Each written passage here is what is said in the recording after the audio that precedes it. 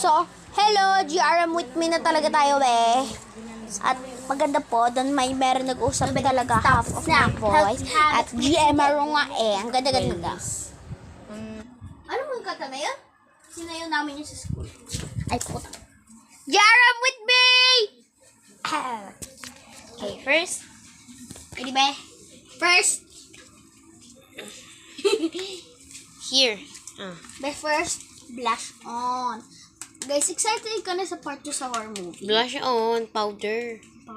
Hindi, excited ka na bukas yung naman, next part 2 of the horror movie. Ay, sorry. Kaso, blush. Meron. Hindi, ganun mo. Kita. Ay, puta. Hindi yun mura. Ah! Huwag na lang. I-blend mo. I-blend ko na lang talaga, be. Ito, sponge. Hindi talaga nag-blend. Nag-blend? Okay na. Yup. Can I see?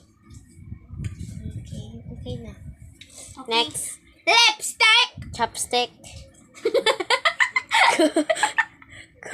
Aray mo!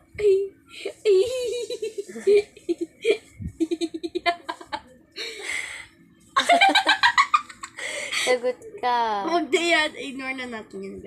Taguin na natin sa pinakailalim lang sa drawer natin. Sagot.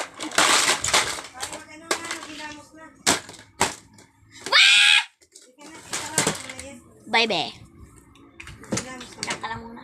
Dapat dahil mo pinalugay ang be. Dahil mo na pagtalian. Tapi mahali na nga niya pag nag-uwi na siya.